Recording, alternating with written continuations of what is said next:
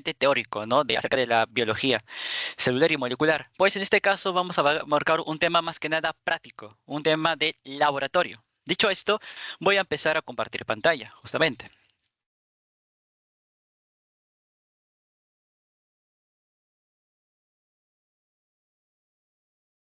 ¿De acuerdo? A ver, un segundo. Ya está, tengo el chat a disposición. Ya está, también voy a estar pendiente del chat, por tanto, si tienen alguna duda, alguna consulta, quizás hay un error en mi voz, ¿no?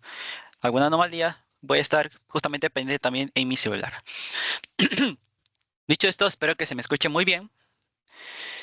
Y bueno, empezamos. Muy buenas noches, chicos. Vamos a hablar acerca de permeabilidad de membrana citoplasmática, también conocida como membrana celular, también conocida como plasma-lema, que es un nombre menos utilizado, sí, pero se utiliza justamente. Específicamente vamos a hablar de la difusión y la diálisis, porque justamente estoy seguro de que creo que en el día 21 de abril, ¿no? Creo que ahí justamente hicieron una ponencia teórica acerca del transporte celular, acerca de otros procesos como el pasivo, el activo y más adelante, justamente esos conceptos previos vamos a darles un uso práctico. Cabe recalcar que en caso no hayan estado presentes en esa ponencia, no se preocupen, vamos a repasar justamente esos conceptos, ¿no? Justamente como preámbulo y como introducción, para que justamente puedan entender los procesos de la difusión y, por supuesto, de forma más práctica, la diálisis, ¿de acuerdo? En este hermoso y precioso curso de la biología celular y molecular. Prácticamente la base de todos los cursos que le siguen de diversas carreras. Ups, ahora sí. Dicho esto, empezamos con el índice, ¿de acuerdo? En la primera parte del tema del seminario de la ponencia, vamos a hablar un poco de generalidades de membrana celular, del transporte celular, de la difusión y la diálisis. Y en segundo lugar, hablaremos justamente ya de temas puramente prácticos como la hemodiálisis, la diálisis peritoneal, la experimentación y, más bueno, bibliografía y las conclusiones, justamente. Cabe recalcar que el material, la literatura con la cual me he basado principalmente para esta hermosa y preciosa ponencia ha sido justamente del libro que prepararon mis ancestros, ¿no? El CAR, Biología Celular y Molecular, ¿no? Aquí lo tienen justamente para poder endiosarlo.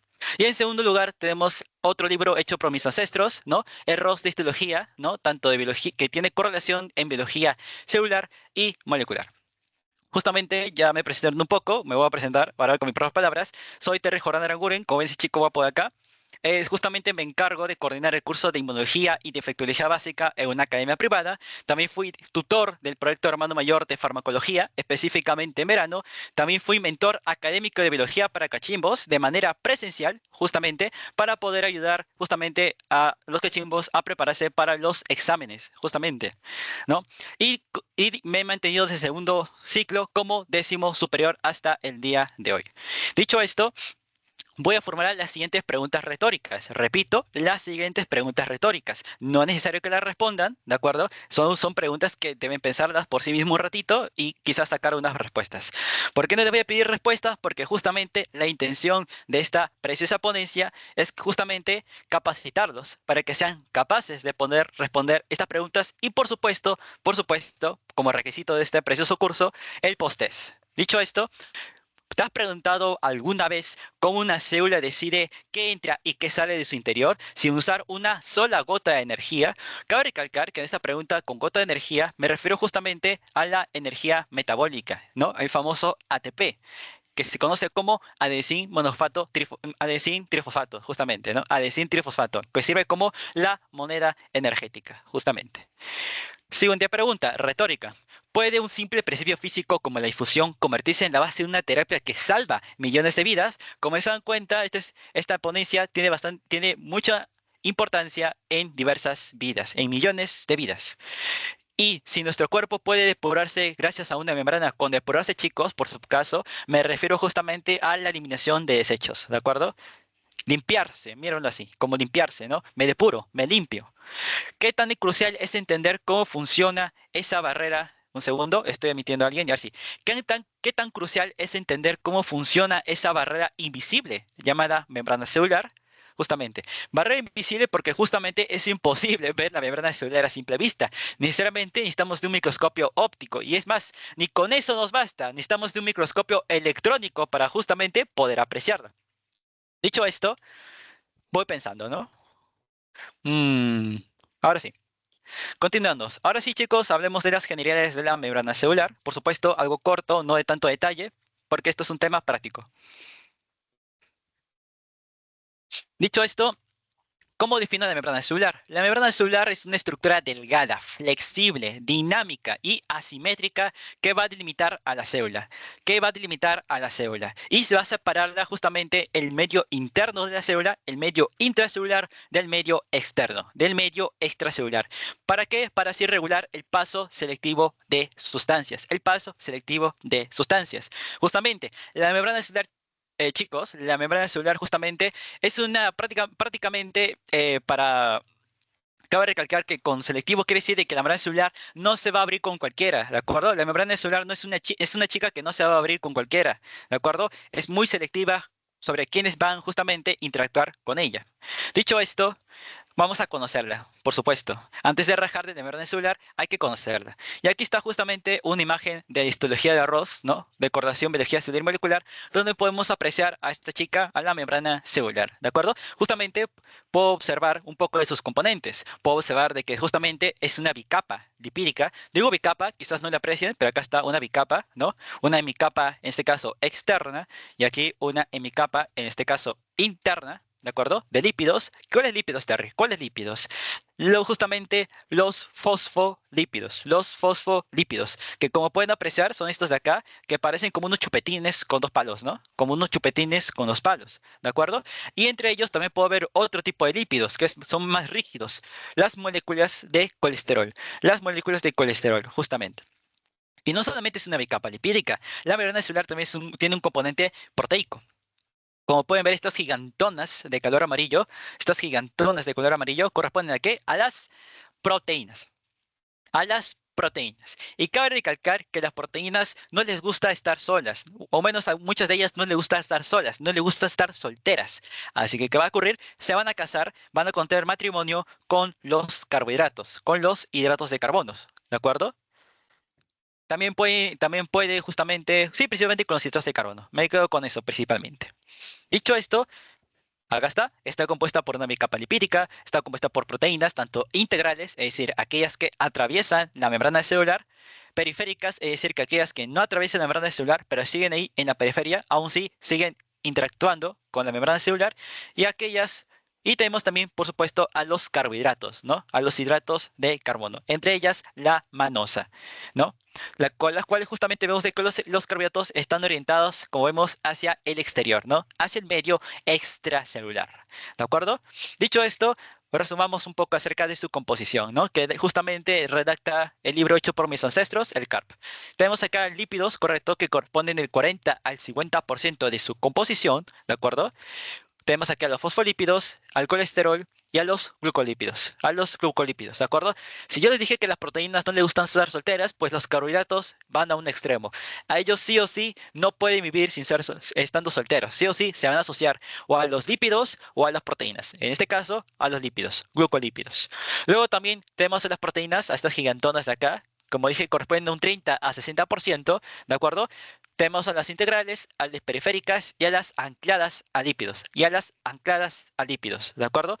Cabe recalcar que como se puede observar, prácticamente la acabo de teñir de negrita a la palabra integrales. ¿Y saben por qué acabo de teñirlo justamente de negrita a las proteínas integrales? Porque justamente son las que tienen mayor función biológica en la membrana celular. Es más, hasta tienen importancia, cumplen un rol muy importante en la permeabilidad de la membrana celular, ¿no? Justamente el tema del día de hoy, de esta hermosa ponencia. Luego tenemos en tercer lugar los carbohidratos. Digo tercer lugar porque como se dan cuenta su proporción es menor a los lípidos y a las proteínas, ¿no? Como dije, no le gusta vivir solas, se asocian a las proteínas o a los lípidos, ¿no? Ahora, ya hemos definido la membrana celular, hemos hablado de su composición, ¿de acuerdo? De hecho, hablando de su composición y indagando un poco acerca de las proteínas integrales, que como dije, tienen un rol importante, fundamental en este tema, es de que podemos encontrarlas como canales iónicos, como acuaporinas, como permeasas o como bombas. Si se dan cuenta, he puesto de color verde a los canales iónicos en las acuaporinas. ¿Por qué has hecho, Terry, eso? ¿Por qué has hecho eso? Porque los canales iónicos y las acuaporinas van a interactuar como poros, como poros. La membrana celular, chicos, hay que conocer, hay que presentarla como si fuera un muro, ¿de acuerdo? Como si fuera un muro. No sé si vieron el anime llamado Attack of Titans, ¿no? Bueno, prácticamente esto sirve como un muro, ¿no? Frente a sustancias extrañas, ¿de acuerdo? ¿Y qué ocurre? Como todo muro, es imposible de ingresar, ¿de acuerdo? Es imposible de ingresar, pero justamente va a haber partes de la membrana celular, va a haber partes de la membrana celular, ¿de acuerdo? En donde van a estar estas proteínas periféricas, mejor dicho, integrales, ¿de acuerdo? Llamadas justamente poros, llamadas justamente poros. ¿Por qué? Porque prácticamente actúan como un agujero, ¿no? Como un acceso de este muro llamada membrana celular, ¿no? Y de esa forma, diversas sustancias, principalmente macromoléculas, van a poder justamente ingresar o pueden salir a través de ella. ¿De acuerdo? Ingresar o salir a través de ella. ¿De acuerdo? Y Terry, ¿por qué lo has puesto de color verde? No lo has explicado. La cosa es de que actúan como poros y justamente es porque no cambia su conformación, es decir, no cambian su forma al transportar las sustancias, no cambian su forma al transportar determinadas sustancias, ¿de acuerdo? Siguen igual como estaban antes y después tras haber transportado a las sustancias, ¿de acuerdo? Y actúan como poros aparte. Las permeasas, ¿de acuerdo? Estas sí cambian justamente de conformación, es decir, de forma, y las bombas también lo hacen. Pero aquí hay un punto que debo recalcar, que debo recalcar. Tanto las permeasas como los canales iónicos y como las acuaporinas realizan un movimiento pasivo. Movimiento pasivo. ¿Por qué pasivo? Porque no utilizan energía metabólica, no utilizan ATP. Por decirlo, ocurre como, por decirlo, de forma espontánea, ¿de acuerdo? De forma espontánea. A esto lo vamos a llamar como difusión. Como difusión, ¿de acuerdo? El cual es un proceso espontáneo, ¿de acuerdo? Un movimiento pasivo, pasivo. ¿Por qué? Porque las bombas realizan un movimiento activo, activo, activo. Y de paso, está de amarillo porque de paso cambia su forma, que en términos científicos cambia de conformación, cambia de conformación. ¿De acuerdo? ¿Qué más debo recalcar? Ah, sí. Bueno, activo porque utiliza ATP, ¿no? Bueno, ¿qué más? Ahora sí. Estas son las diversas funciones que cumplen justamente las proteínas integrales, a las cuales no me voy a detener porque justamente no es el tema. Ups. Y ahora vamos a hablar de las características generales justamente de la membrana celular. Primero es su capacidad de autoensamblaje. ¿Qué significa eso? Que diversos procesos, como por ejemplo la endocitosis, ¿de acuerdo? Donde prácticamente la célula se va a ver obligada a sacar un poco, una parte de su membrana celular para poder así justamente en vesicular, ¿no? Formar vesículas, almacenar, ¿de acuerdo? En membranas, llamadas vesículas justamente, pues la membrana celular, si se dan cuenta, por este proceso, va a ir perdiendo componentes. Pero a pesar de que pierden componentes y se formen agujeros, estos agujeros desaparecen inmediatamente. ¿Por qué? Porque se autoensambla. Porque se autoensambla. ¿De acuerdo? Algo así como Manji Buu, si han visto Dragon Ball. Luego también son asimétricas. Su característica que también es asimétrica. ¿Qué significa eso, Terry? Bueno, a simple vista en esta imagen lo puedo apreciar. Como vemos en la hemicapa externa, ¿a quién veo aquí que está predominando? ¿Quién veo aquí que está predominando? O sea, bueno, perdón, cambio mi pregunta. ¿Quién veo aquí que está diferente a diferencia de mi capa interna? Los hidratos de carbono. Los hidratos de carbono, que como vemos, prácticamente el 90% de ellos están justamente en la mi capa externa. Por tanto, ¿hay diferencias? Sí, en la capa externa como en mi capa interna. ¿Tienen diferencias en composición? Por supuesto. Por ejemplo, hay fosfolípidos que van a predominar más en la mi capa externa que en la mi capa interna. Y que tiene importancia, por supuesto, pero no me voy a detener aquí.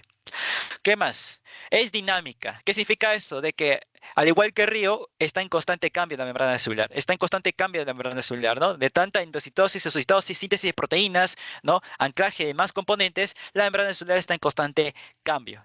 ¿De acuerdo?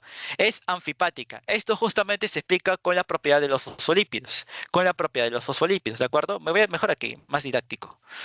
Justamente, como les dije, los fosfolípidos son lípidos, justamente, y prácticamente conforman la bicapa de la membrana celular, ¿no? Son responsables de que sea una bicapa. una bicapa lipídica. Pero cabe recalcar que, como dije, son prácticamente chupetines con dos palos. Y esto tiene importancia para poder delimitar en cierta parte. Porque la cabeza, este gran chupetín de dos palos, ¿de acuerdo? Es prácticamente polar. Que si no se entiende a qué me refiero con polar, en otros términos me refiero a que es prácticamente hidrofílico, ¿de acuerdo? No está tan grande. Bueno, hidrofílico. ¿Qué significa eso? Que se va a llevar bien con el agua. En otras palabras, la cabeza del fosfolípido es el causa, ¿de acuerdo? Es el amiguis del agua. Pero en cambio, la cola, ¿de acuerdo? Es apolar. ¿Qué significa eso? Que es hidrofóbico, ¿de acuerdo? Es hidrofóbico. ¿Qué significa? Que se va a llevar mal, ¿de acuerdo? Se va a llevar mal con el agua que en términos científicos, si me complejo más, quiere decir de que son incapaces de formar una solución con el agua, ¿de acuerdo? En otras palabras, una mezcla homogénea, ¿de acuerdo? ¿Qué más debo recalcar? Sí, por eso, la presencia de que esta misma molécula llamada fosfolípido tenga estas dos propiedades a la vez, como que se lleva bien y como que a la vez se lleva mal, se llama ser anfipático. Anfipático. ¿No se acuerdan de la palabra? Acá está. Anfipático. ¿De acuerdo? Y bueno, acá está justamente esta imagen de Ross, acá explica lo que les acabo de mencionar. No se preocupen chicos, voy a pasarles la diapositiva, la PPT al final de la clase, de forma de que van a poder repasarlo. Y ahora la característica general más importante, la cual va a dar justamente mucho que hablar acerca de esta hermosa y preciosa ponencia. Y es que la membrana celular es selectivamente permeable. Y es de que es selectivamente permeable. ¿Qué significa eso? Como le dije, la membrana celular es una chica que no se va a abrir con cualquiera, ¿de acuerdo? Va a ser muy selectiva. ¿Por qué? Porque justamente hay un sinfín de toxinas, ¿de acuerdo? Un sinfín de toxinas, ¿de acuerdo? Malignas que con el simple hecho de ingresar a la membrana celular e interactuar con los componentes del citoplasma, inmediatamente esa célula de estar viva y feliz, ¿de acuerdo? Prácticamente va a ir a morgue, se va a morir la célula, ¿de acuerdo? Ya sea de forma directa o indirecta, ¿de acuerdo? Por eso es importante la permeabilidad, específicamente que sea selectiva, porque hay diversos solutos, hay diversos componentes en el medio extracelular que pueden beneficiar a la célula, pero así como la pueden generar un mal beneficio. Dicho esto, chicos, ¿existe alguna pregunta respecto a esta diapositiva? ¿Existe alguna pregunta? ¿Todo claro? Pueden comentar, por favor, pueden reaccionar justamente. Disculpa, ¿qué era anfipática? Ya, genial, gracias. Bueno, bueno, no me parece tu nombre, pero está bien. Con anfipático quiero decir que justamente esta molécula llamada fosfolípido, que es como un chupetín de dos palos, quiere decir que es tanto hidrofílica como hidrofóbica, que en palabras muy simples significa que este fosfolípido, por ser anfipático, se va a llevar bien con el agua, pero a la vez se va a llevar mal con el agua. Y si soy más específico, esta cabeza, porque el fosfolípido es un cabezón, esta cabeza es hidrofílica, ¿de acuerdo? Pero sus dos palos, que corresponden a la cola, es hidrofóbica. Se van a llevar mal con el agua. ¿Todo claro? ¿Se entendió? ¿Alguna consulta más? Genial, veo pulgares arriba. Fabuloso. Bueno, creo que no hay ninguna otra pregunta. Voy a revisar el chat por si acaso. No, no quiero saltarme nada. Ya, sigo entonces. Porque justamente este es un preámbulo. Este no es el tema propiamente dicho. Es importante, sí, por supuesto, para entender más adelante el proceso, toda la complejidad de la diálisis y difusión. Dicho esto, como se dan cuenta, prácticamente voy a resumir el transporte celular en todo este segmento, en todo este segmento. Por tanto, este es el momento ideal para poder repasar el transporte celular. Dicho esto, empiezo. Como ven esta imagen de acá, que creo que lo saqué del CARP, justamente, del CARP, puedo ver aquí cuatro procesos distintos, ¿no? Cuatro procesos distintos mediados por la membrana celular, ¿no? Tres de ellos justamente son pasivos. ¿A qué me refiero con pasivo? ¿A qué me refiero con pasivo? A que, a que no utilizan ATP. No lo utilizan. No utilizan energía metabólica. Y activo quiere decir de que justamente utilizan energía metabólica. ¿De acuerdo? Utilizan energía metabólica. Pero si soy más específico, si puedo dar más ejemplos de estos, esto también se puede explicar con la gradiente de concentración. Terry, ¿qué es eso? Háblame en cristiano, háblame en español. ¿De acuerdo? Esto de acá es un compartimento que la he dividido en dos. Este es un compartimento A y este es un compartimento B. ¿De acuerdo? En el compartimento A, como ven, hay un montonazo de moléculas, hay un montonazo de partículas, un montonazo, pero un montonazo. En el compartimento B veo pocas partículas, veo pocas partículas. Terry, ¿a qué te refieres con, lo creo grande, gradiente de concentración? No entiendo, explica, esclarécenlo. Está bien, chicos. Con gradiente de concentración, ¿de acuerdo? La palabra gradiente en un inicio puede parecer traumante, pero en otras palabras me refiero a la diferencia, ¿de acuerdo? A la diferencia de concentración. Y si soy más específico, me refiero a la diferencia en donde voy de mayor concentración a menor concentración. Terry, no entendí. Quiero decir con esto de que las moléculas del compartimento A, como están más concentradas, van a dirigirse, van a desplazarse hacia el compartimento que tiene menor concentración, ¿de acuerdo? Entonces, al realizarse este proceso, estas moléculas van a desplazarse hasta que aproximadamente, tanto en el compartimento A como en el compartimento B, tengan la misma concentración de partículas. La misma, ¿de acuerdo? Si aquí había un 30% de partícula C, ¿de acuerdo? Acá va a haber otro 30%, ¿de acuerdo? De la partícula C. ¿Listo? A eso me refiero con gradiente de concentración y a eso me refiero con que esté a favor de la gradiente de concentración. ¿De acuerdo? Que vaya de más a menos. ¿De acuerdo? De más a menos. ¿De acuerdo? Esto es algo característico de qué movimiento? Del movimiento pasivo. Del movimiento pasivo. Y del movimiento activo, el movimiento activo prácticamente es un movimiento no espontáneo, es un movimiento forzado, en donde utilizamos al ATP justamente ¿para qué? Para justamente utilizamos energía química para poder justamente ir en contra de la naturaleza, ir en contra de la gradiente de concentración. Porque la gradiente de concentración, chicos, ¿de acuerdo? Quería audiencia, la gradiente de concentración es una ley natural, es una ley de la naturaleza, ¿de acuerdo? Y el uso del ATP rompe con esta ley de la naturaleza. ¿De acuerdo? De forma que es posible de que las partículas de menor concentración puedan migrar justamente a las de mayor concentración. Un proceso que no debería ocurrir en la naturaleza, pero ocurre. ¿Por culpa de quién? Por culpa del uso de la energía química. Un transporte activo. Un transporte activo. ¿De acuerdo? Espero que haya quedado claro ese concepto, porque prácticamente es un repaso. Y ahora sí, vamos a hablar de punto por punto. Cabe recalcar, chicos, cabe recalcar que son totalmente libres de interrumpirme, ¿de acuerdo? Claro, interrumpirme para preguntarme si tienen algunas dudas, ¿de acuerdo? Me contentan las preguntas, justamente.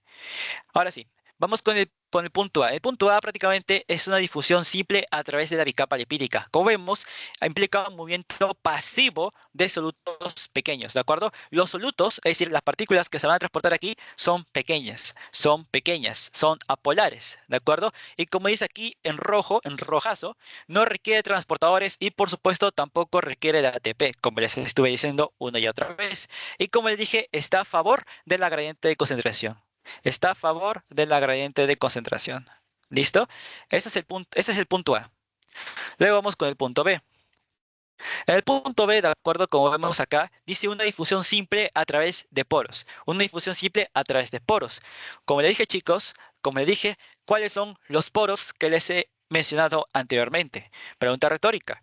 ¿Cuáles son los poros que les he mencionado anteriormente? Son justamente dos. ¿Cuáles son? Pues son las aquaporinas. Y son justamente los canales iónicos. Como indica su nombre, las aquaporinas que transportan agua. Los canales iónicos que transportan iones, ¿no? Justamente como el sodio, como el cloro, etcétera, etcétera. ¿De acuerdo? Movimiento pasivo no requiere ATP y está a favor de la gradiente de concentración. Está a favor de la naturaleza. Sigo. El punto C, como se dan cuenta, el punto C, acá hablamos de una difusión facilitada. Difusión facilitada. ¿De acuerdo? Dice facilitada porque se van a utilizar aquí justamente transportadores. Se van a utilizar aquí transportadores, ¿de acuerdo? Tere, ¿qué te refieres con transportadores? Me refiero principalmente, chicos, a las permeasas.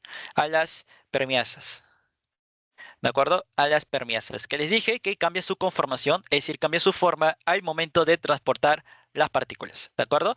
No requiere ATP porque es un movimiento pasivo. Y como es un movimiento pasivo, está a favor de la gradiente de concentración. Está a favor de la naturaleza, ¿no? De más a menos. No puede ser al revés. Acá está. Y finalmente, el transporte activo, ¿no? El cual es mediado por bombas, ¿no? Y va a requerir de ATP y está en contra de la gradiente de concentración. ¿Qué significa eso, Terry? Méteme un ejemplo real. Un ejemplo real, un ejemplo real. No sé si complicar más con eso, pero de forma muy simple, ¿no? Aquí hay menor concentración, ¿de acuerdo? Aquí digamos que hay prácticamente, no sé, tres moléculas, ¿no? No, tres moléculas aquí, correcto, de ATP. Tres moléculas aquí, perdón, de potasio. Tres moléculas aquí de potasio, ¿de acuerdo? Y aquí justamente, aquí hay ocho moléculas, perdón, ocho moléculas, ocho iones de potasio. Ocho iones de potasio. Como se dan cuenta, en el medio extracelular, en el medio externo, está menos concentrado. Y aquí, como hay ocho moléculas, significa que está más concentrado. ¿Qué significa eso? Que lo ideal, según la naturaleza, debe ir de más a menos, ¿no? El potasio debe salir hacia el medio externo para poder así equilibrar las concentraciones, ¿no? De más a menos. Pero hay un movimiento, en un transporte activo, que significa que este proceso va a ir en contra de esta ley de naturaleza.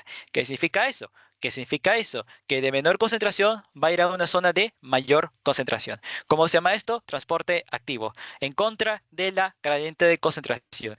Por tanto, se va a requerir energía metabólica, energía química, conocida como ATP, ¿no? Bueno, que se encuentra dentro de los enlaces de ATP. Chicos, ¿quedó claro esto de transporte celular? Para ya irnos de frío con la difusión. ¿Alguna consulta? ¿Todo claro? Estoy pendiente de sus likes, de cualquier reacción. Me ayudará a saber que justamente entendieron el tema. Fabuloso, fabuloso. No, no veo ningún mensaje. Ya, todo claro entonces. Luego vamos con la difusión. Vamos a hablar de la difusión. Ahora sí, de fríos. Justamente, como se puede observar, todo este preámbulo del transporte celular, se dan cuenta de que los he puesto de color rojo. Los he encuadrado de color rojo. ¿Por qué? Porque de los cuatro transportes celulares, por así decirlo, el único que me va a interesar para esta ponencia es el primero. ¿De acuerdo? Una difusión simple a través de la membrana semipermeable. Como en este caso, la membrana semipermeable es una bicapa lipídica, por eso puse difusión simple a través de la membrana lipídica. ¿De acuerdo? De bicapa lipídica. Pero en la difusión que vamos a ir más adelante, no necesariamente debe ser la membrana celular. Simplemente basta que sea una membrana semipermeable. Terry, no entendí. Aquí está. La difusión, correcto, bueno, perdón, ahora sí, difusión. La difusión es un movimiento espontáneo, ¿de acuerdo? De partículas, desde una región de mayor concentración hacia otra de menor concentración. En otras palabras, a favor de la gradiente de concentración. La difusión siempre está a favor de la gradiente de concentración. Si está en contra, no es difusión. No es difusión. Y esto ocurre gracias a la energía cinética. A la energía cinética, no metabólica, no química, que la encontramos en el ATP. En el ATP. Dicho esto, acá podemos ver este gráfico de acuerdo a este GIF que les traje. Espero que os observe. Sí, se ve un poco lag, pero bueno, se observa. Ya, en un segundo, un segundo, un segundo. Quiero parar el GIF. Ya está, lo paré, lo paré. Justamente lo paré. Quiero pararlo aquí porque como pueden observar, aquí está lo que les dije. Acá está el compartimento A, acá está el compartimento B. Veamos en el segundo cuadro, vemos en este rectángulo, ¿correcto? Podemos observar aquí justamente las numerosas, el sinfín de partículas que les estoy mencionando, ¿no? El sinfín de partículas que les estoy mencionando. ¿Y en el B hay alguna partícula aquí? No. ¿Qué significa? Que aquí hay menor concentración o hay nula concentración. Y aquí hay la mayor concentración. Aquí hay la mayor concentración.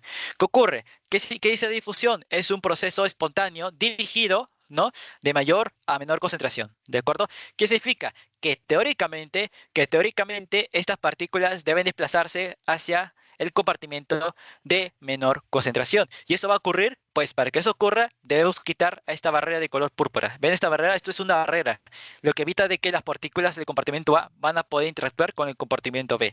¿Qué significa eso? Que si yo quito esta barrera, teóricamente hablando, la difusión debería ocurrir. Veamos, chicos, si se cumple.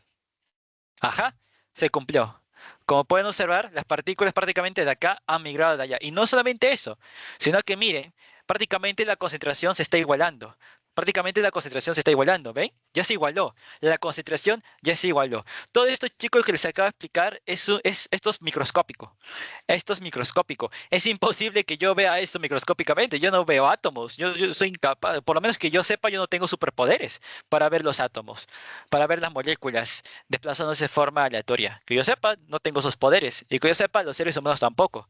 Sin embargo, macroscópicamente hablando, podemos observarlo con esto de acá. Miren la siguiente imagen. Un segundo. Quiero parar el GIF. Quiero parar el GIF. Acá está, ¿ven? Acá está. Como se puede observar, aquí prácticamente está repleto de partículas moradas. Y aquí no hay ninguna partícula morada. ¿Qué pasa si yo quito la barrera? Esta barrera que yo estoy pintando de color amarillo, ¿qué pasa si yo la quito? Voilà. ¿Ven? Se están equilibrando el color, las tinciones. Eso es difusión. Eso es difusión. ¿De acuerdo? Por tanto, puedo hablar de forma macroscópica, como ocurre acá, justamente. Pero microscópicamente, como le dije, eso es lo que ocurre, ¿no? Esto de aquí es lo que ocurre. ¿Listo? Chicos, ¿quedó todo claro acerca del concepto de difusión? Es muy importante que se entienda. ¿Quedó todo claro? Pueden utilizar su voz, pueden enviar un mensaje justamente por chat, estoy pendiente de eso, o pueden reaccionar justamente con un pulgar arriba y decirme de que sí, se entendió. Fabuloso. Sí, Samira, Mozombite, Carrasco, Marisol. ¿Podría hablar un poco sobre la difusión facilitada? Es que no lo entendí mucho. Está bien, está bien. El término difusión facilitada cabe recalcar, chicos, que es un poco controversial, pero yo me voy a regir al CARP. Yo me voy a regir al libro de CARP, de Biología Celular y Molecular. ¿Y cómo me define el CARP la difusión facilitada? A ver, vamos a hablar término por término. Es un movimiento pasivo. ¿Qué significa que sea pasivo? Que no requiere ATP. ¿Qué significa que sea un movimiento pasivo? Que, como dice acá, va a estar a favor de la gradiente de concentración. ¿Qué otra característica? Me dice que es una difusión facilitada, que va a utilizar transportadores, Pero el CARP, cabe recalcar, el CARP utiliza el término transportador para referirse únicamente a las permeasas, a las permeasas, ¿de acuerdo? A las permeasas. Eso es difusión facilitada. ¿De acuerdo? Y Terry, ¿qué ocurriría, por ejemplo? Acá tengo una membrana celular, no de color azul, ¿de acuerdo?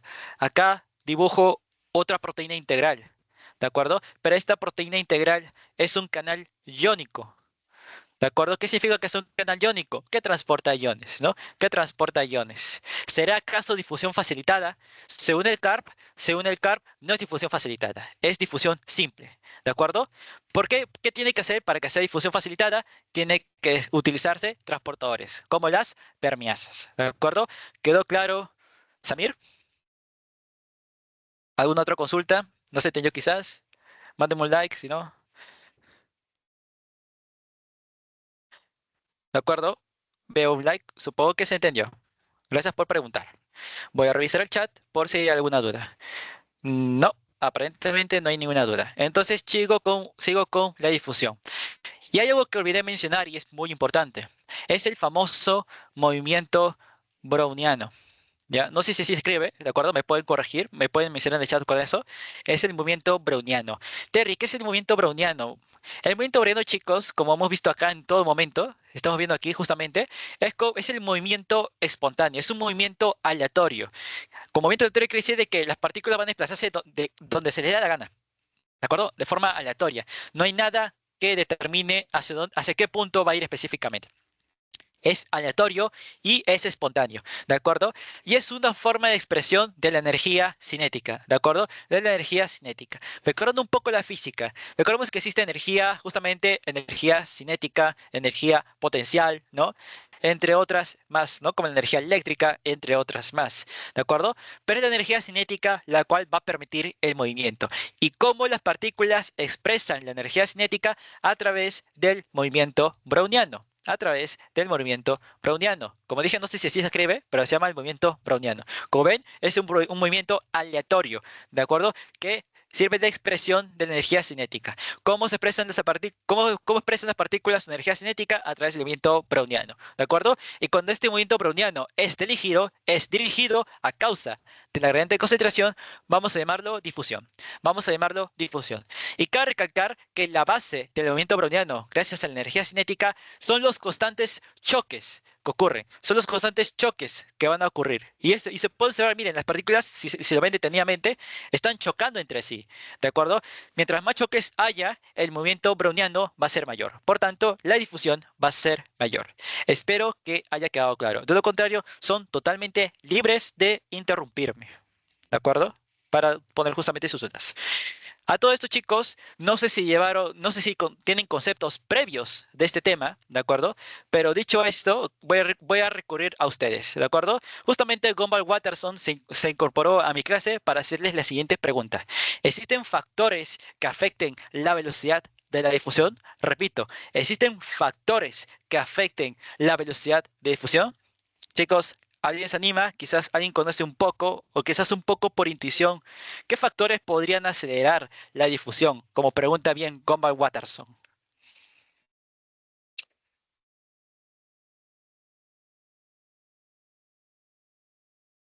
¿De acuerdo? Bueno, veo que nadie se anima. No se preocupen, estoy aquí para esclarecer sus dudas. Respondamos a Gumball. ¿Cómo le respondo? Pues hay varios factores, chicos. Es el tamaño molecular. ¿A qué quiero ir con esto? Mientras más pequeño sea la partícula, mientras más pequeña sea la partícula, ¿de acuerdo? Su velocidad de difusión va a aumentar, ¿de acuerdo? La gradiente de concentración. Mientras más sea la diferencia entre ambos compartimentos, es decir, mientras mayor sea la gradiente de concentración, la velocidad de difusión va a aumentar. ¿De acuerdo? Va a aumentar. Tercera, la temperatura. Terry, ¿qué es temperatura? No sé qué es eso. Yo me mido la temperatura, ¿no? Tengo 37,5 grados Celsius, pero ¿qué significa temperatura? Temperatura, chicos, prácticamente es una forma de medir la energía cinética. Repito, la temperatura es una forma de medir la energía cinética.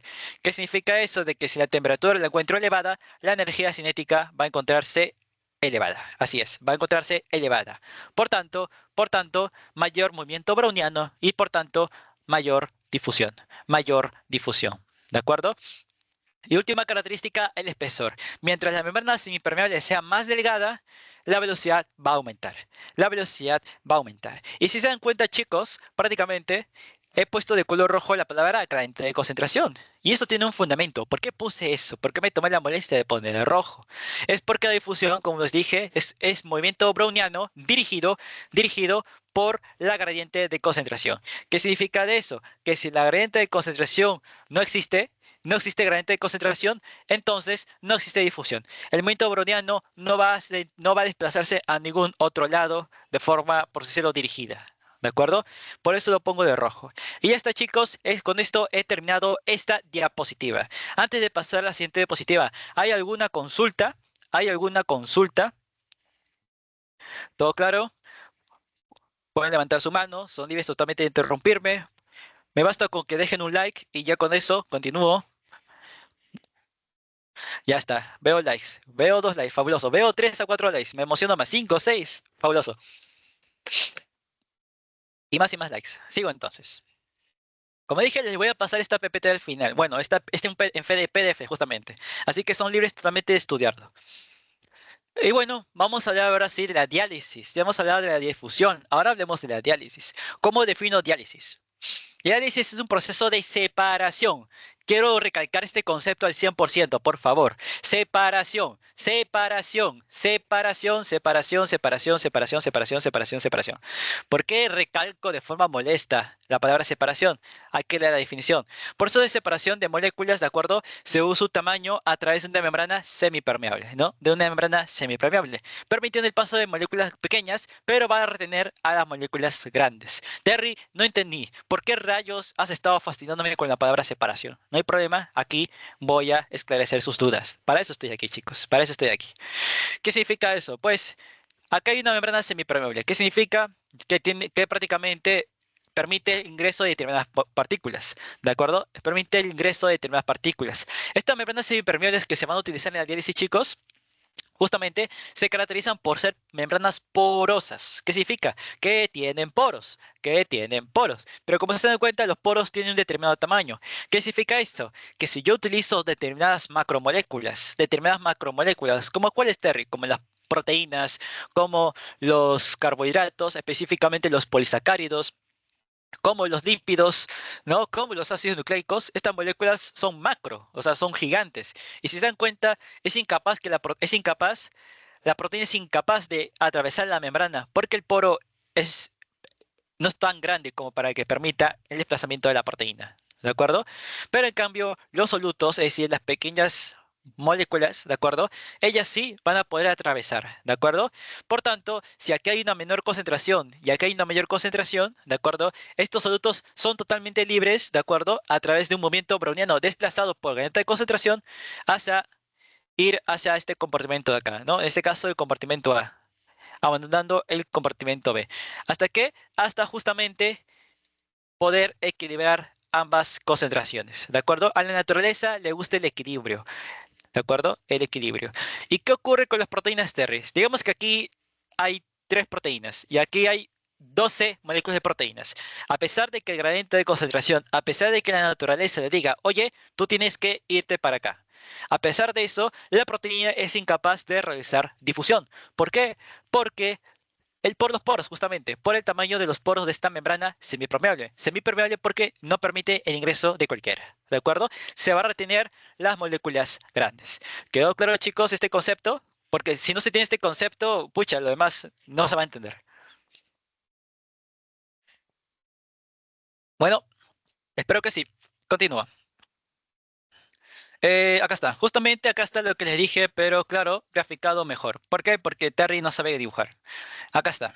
¿Ven? Acá está la diálisis, antes de la diálisis y esto ya después de la diálisis. Como se dan cuenta, acá las moléculas rojas podrían ser las proteínas y el azul, no sé, podría ser iones, porque los iones prácticamente son átomos, prácticamente son átomos cargados, nada más. ¿De acuerdo? Y como se dan cuenta, en este contexto, el cloro, en este contexto, el ion cloruro, por ser un ion, ¿de acuerdo?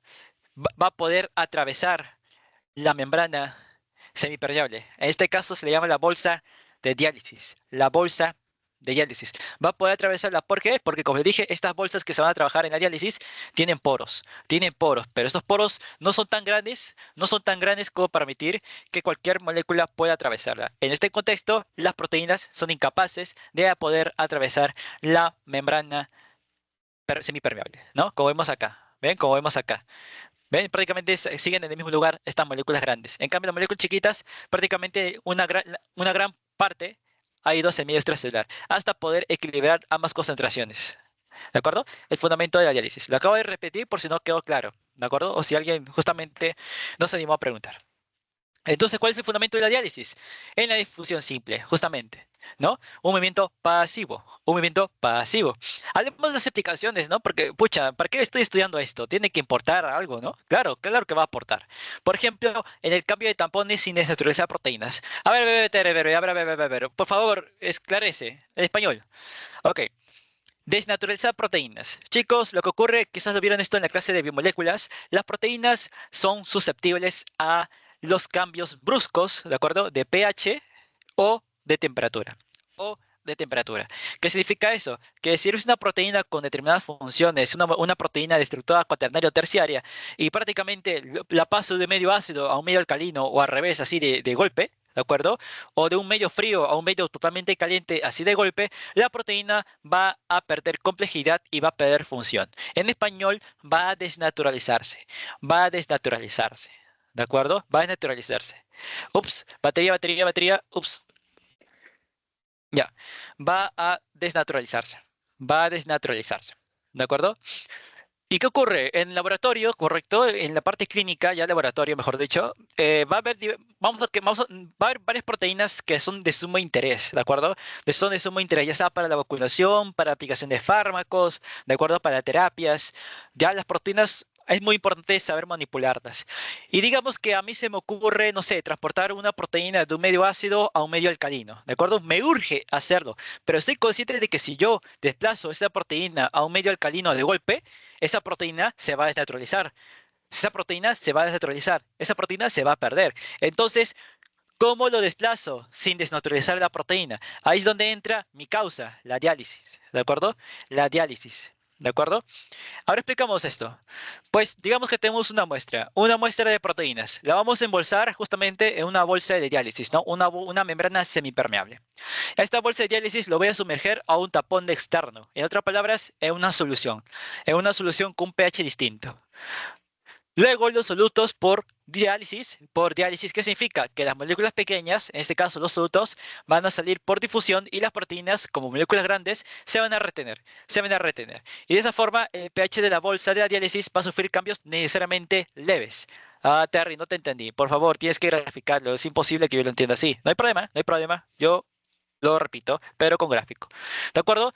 Tenemos aquí una muestra, acá tenemos una proteína de sumo interés, ¿de acuerdo? Que tenemos una proteína de sumo interés, pero digamos que el pH de este beaker, de esta muestra, digamos que es un pH, no sé, de 7.2. ¿De acuerdo? Pero a mí me urge desplazarlo a un pH de, no sé, de 5.5. ¿De acuerdo? ¿No sería inteligente desplazar esta proteína al recipiente de pH 5.5? ¿Por qué? Porque la proteína se va a desnaturalizar. Es un cambio brusco de pH. Así que, ¿qué hago? Pues prácticamente voy a embolsar a la proteína, la voy a embolsar en una membrana semipermeable, en una bolsa de diálisis. ¿Para qué? Para que las moléculas que prácticamente se encargan de alcalinizar, es decir, de mantener este pH, ¿de acuerdo? Salgan al medio externo. Y de esa forma, como las partículas que se encargan de darle este pH de 7.2 van a abandonar a la proteína, la van a abandonar por diálisis, por difusión simple, entonces el pH va a bajar a, no sé, a 6.8. Y si quiero bajar este pH, debo realizar el mismo proceso una y otra vez. ¿De acuerdo? Esa es una aplicación de la diálisis. Otras aplicaciones, por supuesto, tenemos a la hemodiálisis, a la diálisis peritoneal, en insuficiencia renal. Esto, claro, esto de acá, chicos, es lo que, por supuesto, me importa más porque este curso está orientado a personas que están estudiando carreras de la salud, ¿no? La hemodiálisis y la diálisis peritoneal, pero en la parte industrial, por ejemplo, se utiliza la diálisis en la desalcoholización de bebidas, en la desmineralización de suero lácteo en la industria alimentaria, ¿de acuerdo?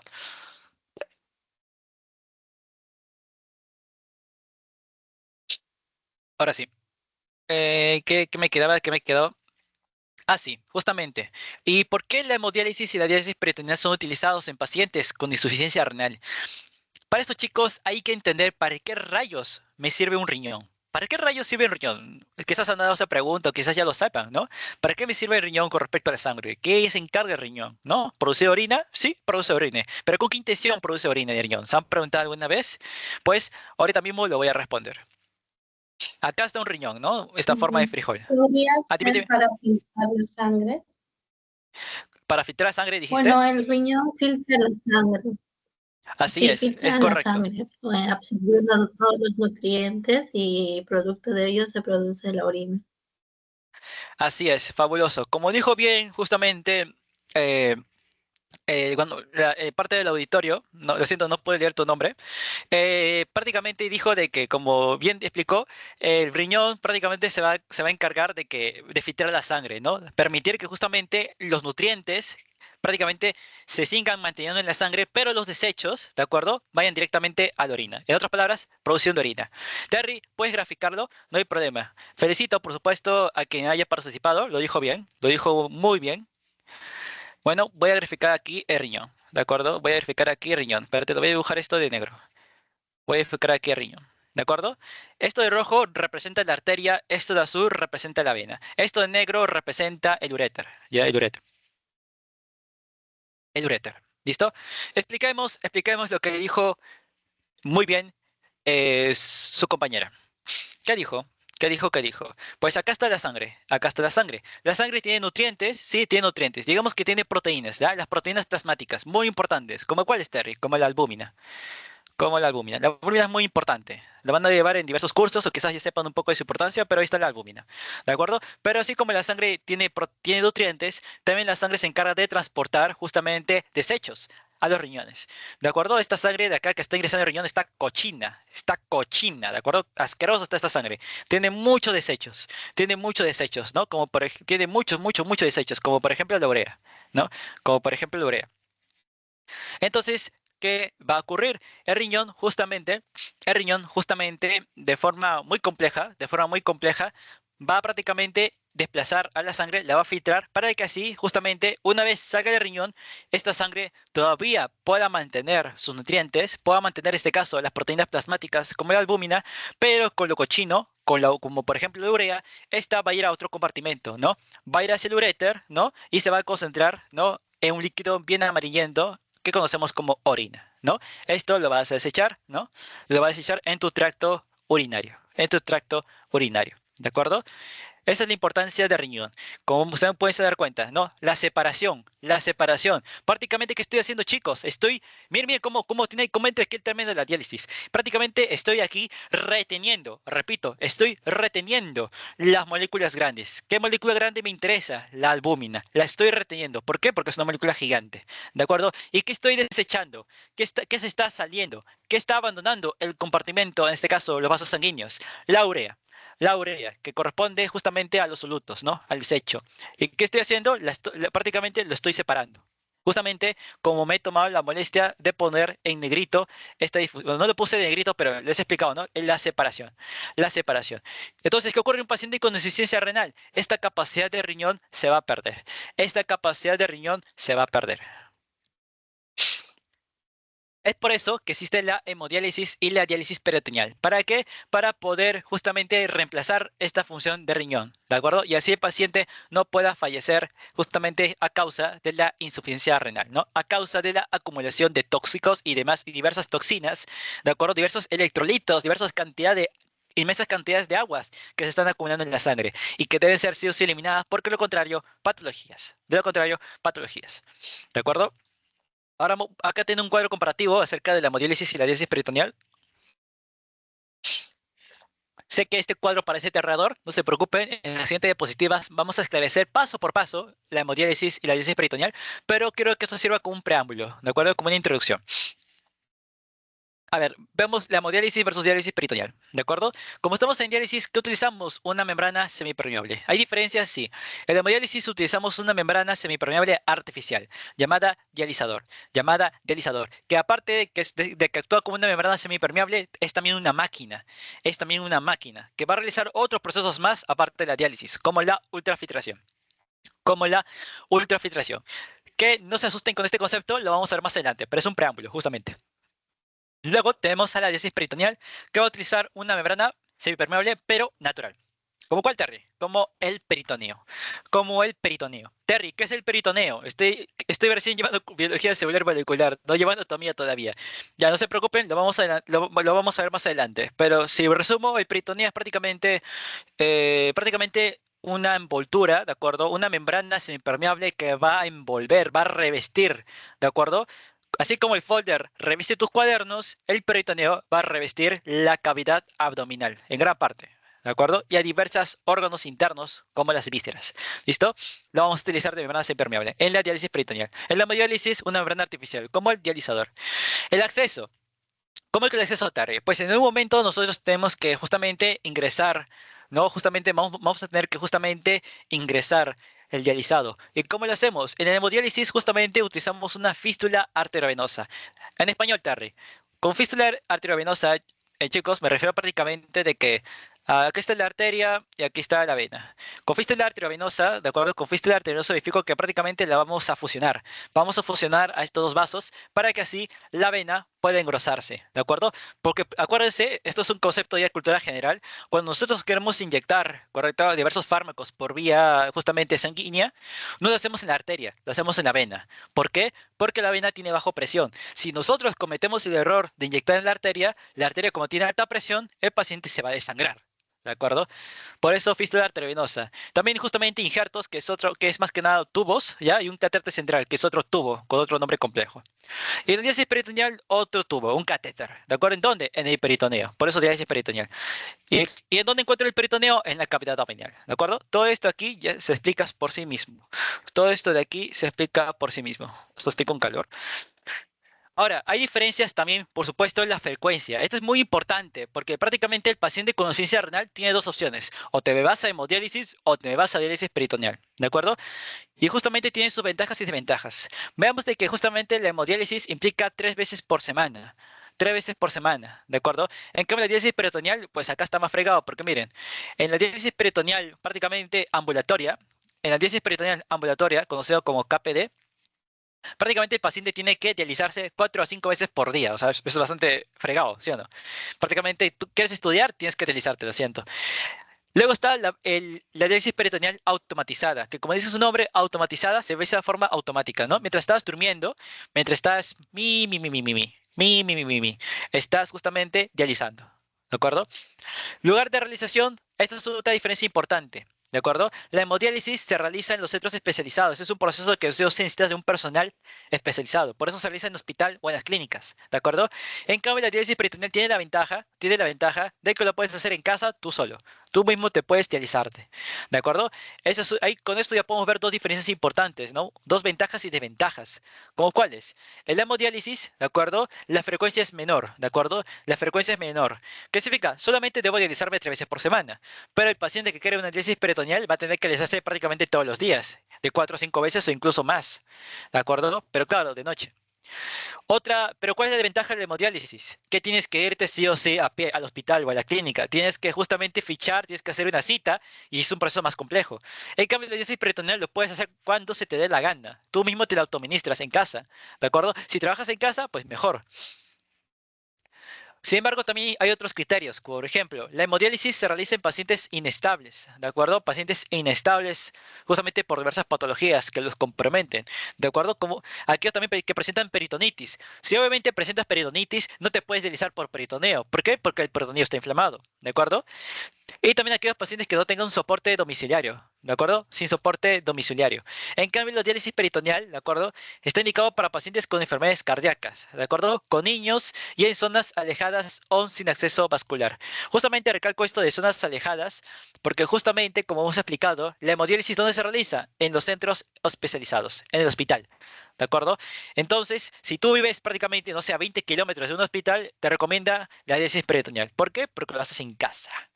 ¿De acuerdo? Otra cosa más, como vemos la hemodiálisis se requiere prácticamente, vamos a tener que ingresarte tubos, tenemos que prácticamente ingresarte contenido en tus arterias y venas, ¿de acuerdo? Pero ¿qué ocurre si este componente, tanto tus arterias como venas, ¿de acuerdo? Están inaccesibles. Entonces tienes que irte por diálisis peritoneal. ¿Por qué? Justamente porque son inaccesibles. ¿De acuerdo? Inaccesibles. Justamente. Y bueno, acá están justamente las ventajas. Primero, la hemodiálisis es rápida, de forma rápida, ¿de acuerdo? Y tienes un control profesional directo. Prácticamente es bien difícil que haya complicaciones, ¿de acuerdo? Bien difícil que haya complicaciones. ¿Por qué? Porque hay personal especializado, justamente. Pero en cambio, en la diálisis peritoneal, como eres tú solo, como eres alguien inexperto, pues puedes meter la pata y llevar a complicaciones, ¿no? Cabe recalcar de que autonomía, por supuesto, el paciente decide a qué hora lo va a hacer, menor sobrecarga cardiovascular, como te dije, no estamos utilizando aquí tus arterias y venas, sino directamente el peritoneo, ¿de acuerdo? Es un horario flexible, puedo dializarme cuando me dé la gana y es menos costosa. Cabe recalcar. ¿Por qué? Porque en la hemodiálisis utilizas un dializador. Utilizas un dializador que es bastante costoso. Es una máquina bastante costosa. ¿Cuáles son las desventajas? Pues, ¿cuáles son dentro de las complicaciones de una hemodiálisis? La hipotensión, calambres, infección de exceso vascular y es que es más costosa. En cambio, ¿cómo se llama? En la diálisis peritoneal, la complicación es una peritonitis. Hernias, una fibrosis peritoneal. ¿De acuerdo? Una fibrosis peritoneal. Terry, todavía estoy viendo biología celular. No me puedes hablar de hernias. ¿Qué es una hernia? Dios.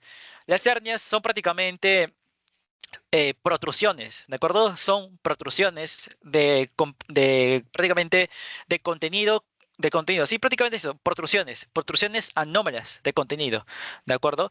Como por ejemplo, digamos que aquí tienes tu ombligo y en el interior, ¿de acuerdo? Tienes tu intestino, acá está tu intestino, ¿de acuerdo? Cuando hablamos de, por ejemplo, una hernia umbilical, pues que esto de acá justamente se protruya, se protruya. Hernia. Fibrosis peritoneal. ¿Qué significa? Que tu peritoneo, tu membrana semipermeable que está revistiendo la cavidad abdominal, ¿de acuerdo? Prácticamente se fibrose. En otras palabras, se llene de tejido conectivo. En otras palabras, se llene de colágeno. Se endurezca tu peritoneo. Y si se endurece el peritoneo, ¿qué significa? Que va a perder permeabilidad. Por tanto, la diálisis peritoneal va a perder eficacia. ¿De acuerdo? ¿Quedó claro este cuadro diferencial entre hemodiálisis y diálisis peritoneal? ¿Hay algo que debo repetir? ¿Quedó todo claro? Cabe recalcar que voy a compartir esta PPT, así que lo pueden repasar con calma. A ver, voy a revisar el chat. ¿Hay alguna consulta? Aparentemente no. No veo manos levantadas. De acuerdo. Dicho esto, en conclusión, acá están las ventajas y desventajas. La hemodiálisis es justamente, la ventaja es de que te dializas con menos frecuencia. Es más demandante físicamente y logísticamente y emocionalmente, por supuesto. Imagínate, tienes que irte sí o sí a pie a tu centro de salud, tienes que utilizar recursos médicos, tienes que fijarte una cita, ¿de acuerdo? Encima que es más costoso, ¿de acuerdo? ¿Qué más? Luego, ¿qué concluyo yo de la diálisis peritoneal? Que justamente es más frecuente, ¿de acuerdo? Me tengo que realizar con más frecuencia, pero la ventaja es de que hay autonomía y es que es menos costoso, ¿de acuerdo? ¿Quedó claro, chicos, esta diapositiva? ¿Debo repetir algún concepto? Quizás quedó una duda. No se preocupen, vamos a realizar la diálisis peritoneal y la hemodiálisis con más detalle en las siguientes diapositivas. Este es un preámbulo, justamente, para que tengan diversos conceptos ya asociados, ya los puedan incorporar, justamente. ¿De acuerdo? A una manita arriba, chicos, para confirmar y pasar. Ya está. Sigo entonces, no hay dudas. Y ahora sí, vamos a definir cómo se debe, paso por paso, la hemodiálisis. A todo esto hay que hacer una definición, por supuesto, etimológica, ¿no? ¿Qué es hemodiálisis? ¿Qué puedo sacar de ese término? Hemodiálisis, ¿qué es eso? Pues hemo, sangre. Ups, perdón. Hemo, sangre. Diálisis, disolución o separación. ¿De acuerdo? Dicho esto, ¿cuál es mi definición? Una separación extracorpórea de solutos y agua de la sangre a través de una membrana artificial, ¿no? Justamente que hemos dicho, utilizamos una membrana artificial. ¿Cuál? El dializador, ¿no? El dializador. ¿Qué otra cosa más? Extracorpórea, extracorpórea. Como vamos a ver en el gráfico que les voy a mostrar en un momento, esto ocurre, la diálisis prácticamente ocurre fuera del organismo, ¿de acuerdo? Y acá está el gráfico, justamente que les dije. Como se dan cuenta, acá está prácticamente toda esta maquinaria, por eso chicos es costoso, ¿no? Acá está el dializador que les dije, ¿no? Que me va a hacer esa separación, ¿de acuerdo? Y bueno, acá están prácticamente, la hemodiálisis chicos tiene pasos, ¿de acuerdo? Tiene pasos, tiene componentes bastante complejos, honestamente hablando. Así que me he tomado la molestia de justamente de enumerarlos para que puedan ir justamente a entender o estudiar la diapositiva en caso de que quieran estudiarlas paso por paso. Dicho esto, número uno, la línea arterial. Número uno, la línea arterial, ¿de acuerdo? Aquí prácticamente se obtiene del paciente, ya por fístula o por catéter, como dije. ¿A qué me refiero con línea arterial? Prácticamente me refiero a que vamos a extraer la sangre, ¿de acuerdo? Vamos a extraer la sangre principalmente de una vena, ¿de acuerdo? Principalmente de una vena, ¿de acuerdo? ¿A través de qué? A través de una fístula arteriovenosa o a través de un catéter, ¿no? A través de un catéter central, ¿de acuerdo? Pero Terry, me has dicho vena, ¿por qué dice línea arterial? ¿Por qué dice aquí línea arterial? Esto es un concepto, se dice arterial, chicos, porque justamente aquí la sangre va a abandonar, ¿de acuerdo? Va a abandonar al paciente, ¿de acuerdo? Algo así como que la arteria abandona el corazón, ¿de acuerdo? La sangre arterial abandona el corazón. Bueno, acá la sangre venosa va a abandonar el organismo. Por eso línea arterial, ¿de acuerdo? Que abandona al paciente a través de qué? De una fístula arteriovenosa o de un catéter, justamente, ¿no? O a través de un injerto también. A ver, ¿qué sigue? La bomba de sangre. Como podemos observar aquí, hay una bomba de sangre. ¿Qué significa esto? ¿Qué hace una bomba? Va a impulsar. Va a impulsar la sangre a través de un circuito extracorpóreo, ¿no? De este circuito que estamos viendo aquí, extracorpóreo. ¿Por qué? Porque ocurre fuera del organismo. Fuera del organismo. Sin embargo, podemos ver aquí, justamente aquí, un monitor, el monitor de la presión arterial. ¿Y qué va a hacer? Justamente me va a medir la presión al inicio del circuito. ¿Esto es muy importante? Sí, es muy importante. ¿Por qué? Porque imagínense, chicos, que aquí hay una partícula acá que está justamente está estancando el paso de la línea arterial. ¿Qué significa eso? De que la sangre se va a retener. Y la sangre al retenerse, de acuerdo, al retenerse en este conducto de acá, ¿qué va a ocurrir? Va a aumentar aquí la presión. Va a aumentar aquí la presión, ¿de acuerdo? Por eso es muy importante justamente el monitor de la presión arterial. ¿Por qué? Para así poder monitorear de que la sangre justamente no hay obstrucción, sea un libre pasaje. Luego tenemos acá una bomba de heparina, donde 4, acá está. La bomba de heparina. Lo que ocurre, chicos, es de que cuando la sangre abandona la sangre, inmediatamente se coagula. Inmediatamente se coagula. En otras palabras, se solidifica, ¿de acuerdo? Pero como necesariamente necesito que la sangre esté fluida en todo momento, esté líquida en todo momento, por eso existe la bomba de heparina. ¿Por qué? Porque ¿qué hace una heparina? La heparina prácticamente es una sustancia anticoagulante. En otras palabras, va a prevenir de que la sangre durante el circuito extracorpóreo se solidifique y justamente no se dé la diálisis, ¿de acuerdo? Importante la bomba de heparina, por supuesto. Sin la bomba de heparina, ¿qué ocurre? La sangre se estanca, se coagula y por tanto no hay diálisis. Quinto, ¿dónde está el quinto? Acá está. Quinto.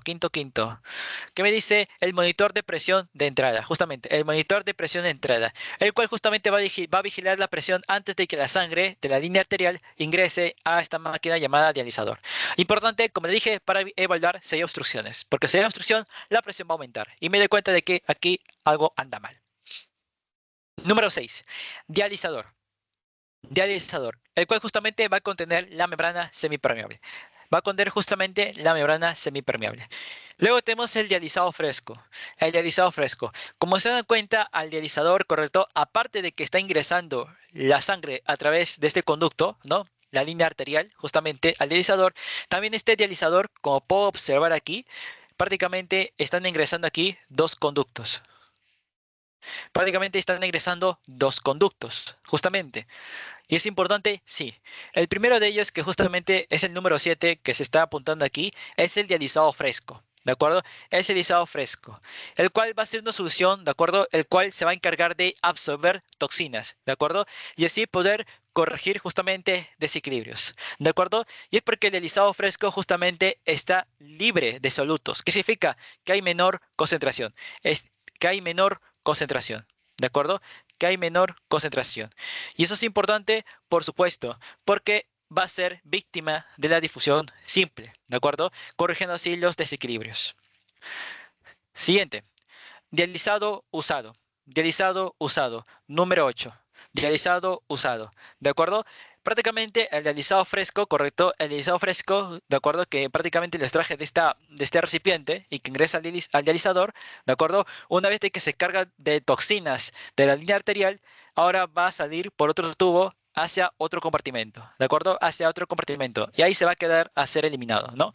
Esto prácticamente sería como la orina, ¿de acuerdo? El dializado usado, el cual está cargado de toxinas.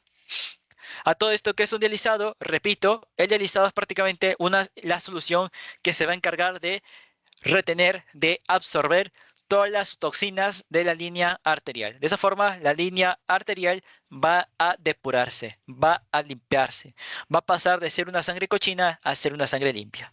¿De acuerdo? Importancia del dializado. Luego tenemos a la línea venosa. Así como la vena ingresa al corazón, la línea venosa es que prácticamente la sangre ingresa al organismo. La sangre ingresa al organismo. ¿De acuerdo? Vuelve el paciente tras pasar por el dializador. Ahora la sangre de estar cochina, ahora va a ingresar limpia, limpiecita, concentrada de nutrientes, como debe ser. Número 10. Trampa de aire y detector de aire. ¿Dónde está mi trampa de aire y detector de aire? Acá está. ¿Ya?